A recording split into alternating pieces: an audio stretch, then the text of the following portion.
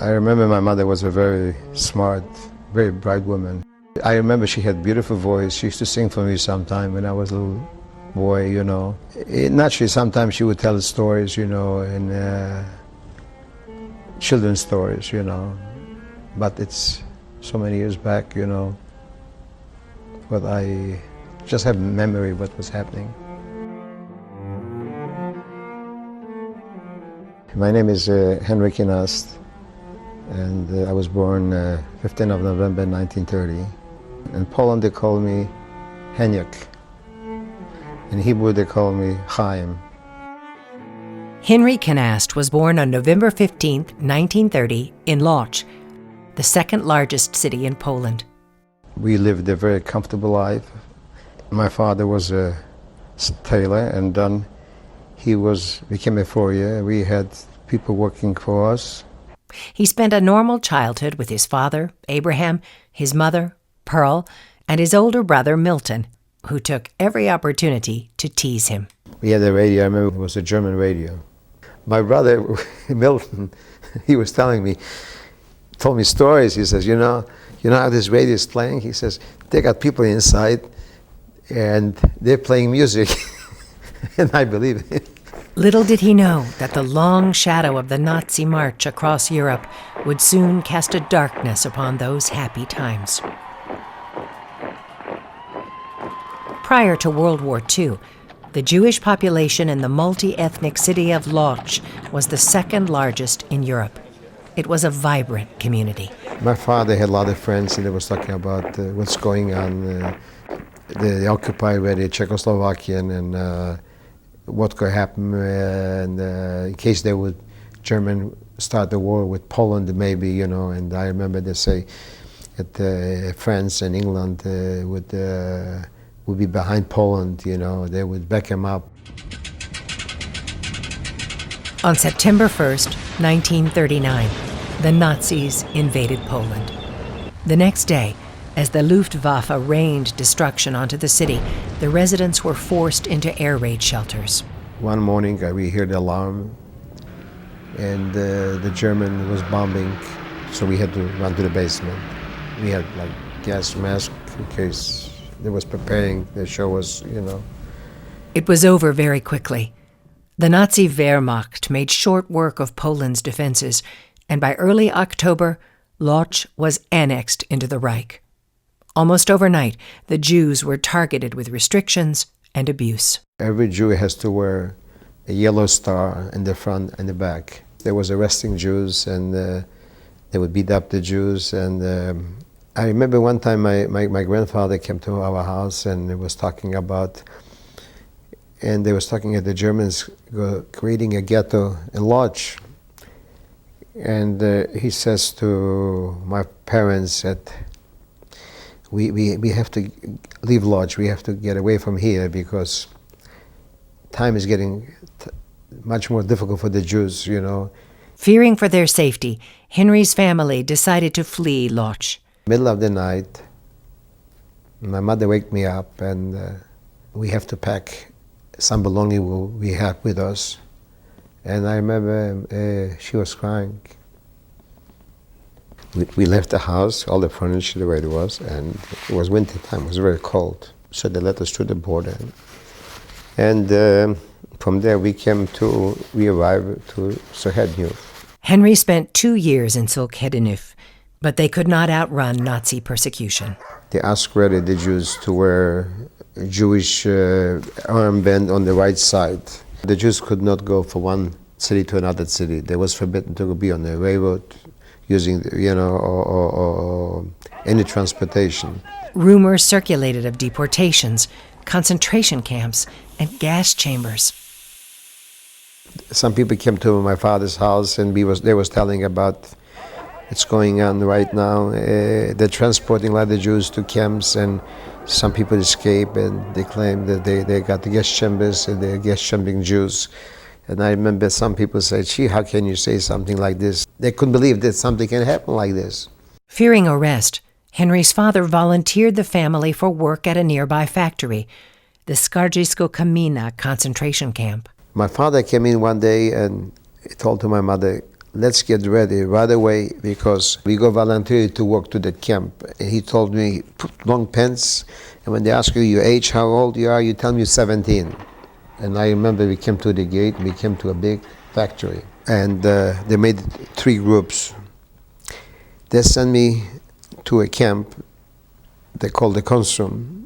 My brother and my father was sent to another camp. My mother was sent to Werkberg. This was maybe 6 miles from us. And this was the last time.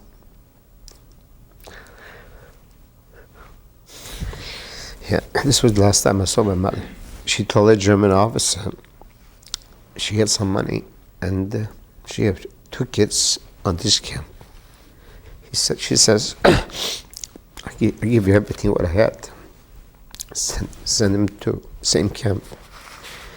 They sent her to Treblinka. And she was like 35 years old.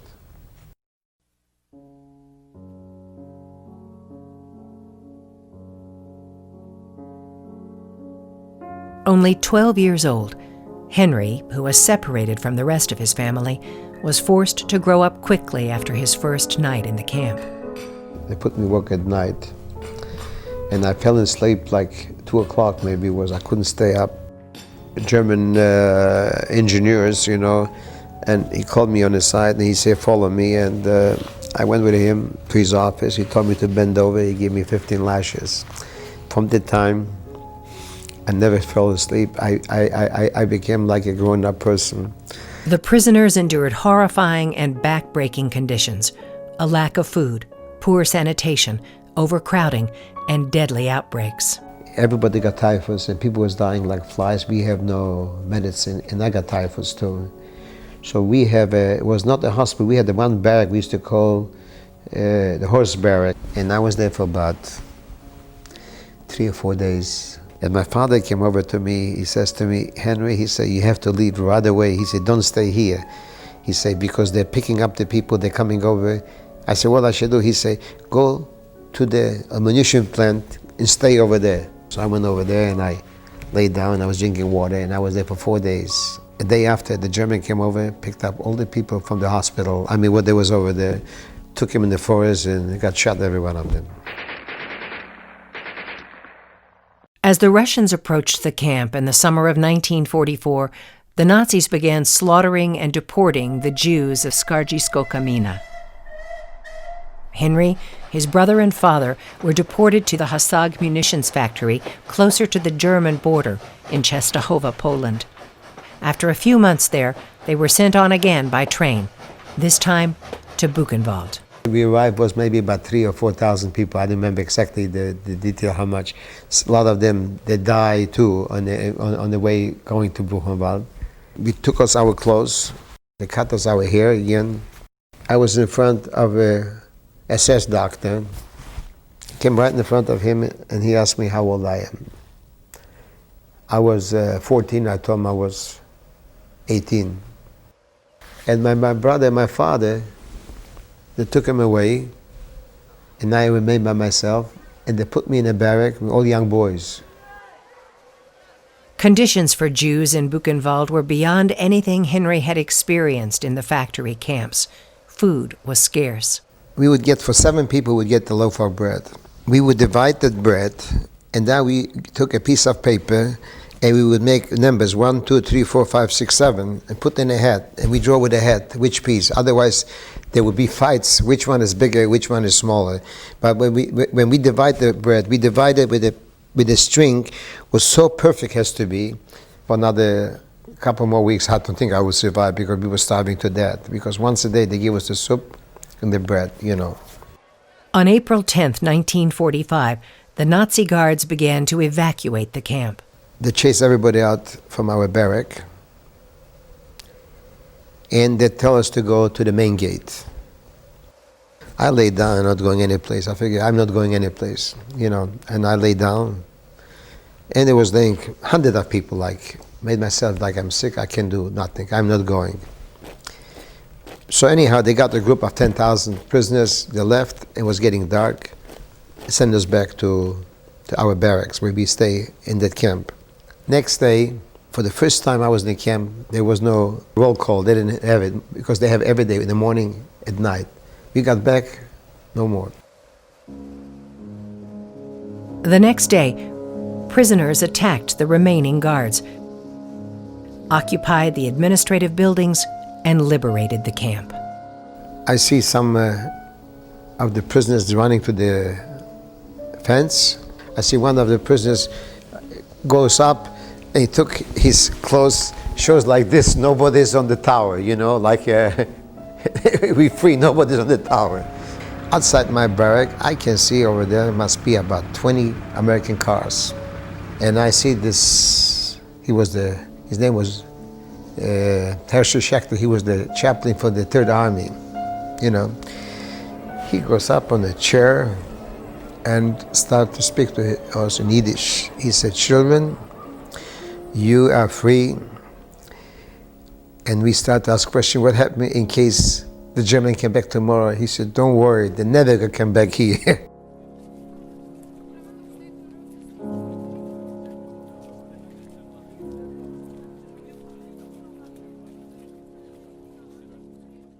I didn't know nothing about my father, about my brother, nothing. This was really after the war. In the middle of the night, somebody wakes me up and I open up my eyes, I see my father. My father was liberated in Bergen-Belsen. He found on the list that I was alive. He went to the chaplain for the British Army. So they drove up to Buchenwald. Henry's father took him to Bergen-Belsen, where he was reunited with his brother. Unfortunately, Henry's father became ill and was sent to Sweden for treatment, leaving Henry and his brother behind in the displaced persons camp. A few years later, Henry and his brother smuggled themselves across the Baltic Sea to be reunited with their father. It was a resort place, actually, and we went, it was a beautiful villa. I went over there to the next one, I knocked on the door. I told him, we just got here with a small boat, we just got over here, we just arrived here on the shore here. He was very kind, you know, and I told my father is in Sweden. We was arrested and they put us to another place. We went over there, they bought us lunch. Meantime, they notified my father, so my father came over next day. And my father, by the time, he got married in Sweden. The Swedish authorities picked up the two boys and contacted their father. Henry and his family decided to stay and try to make a life in Sweden. I applied for a job. I came over there and they asked me how much experience. We need somebody with 4 or 5 years experience. I say, I didn't have 4 or 5 years, but I say, I work during the war on machines. Try me out, see what I can do. I became such good worker over there. I worked there for about 7 or 8 years. I got acquainted with a Swedish girl.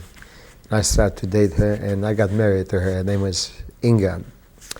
She had converted to Judaism and I had 4 kids with her. After the birth of Henry's daughter, the family applied for visas to the United States and settled in Youngstown. Here, Henry began work as a machinist. In 1962, he founded tooling company PSK Steel. This company expanded, providing jobs to many.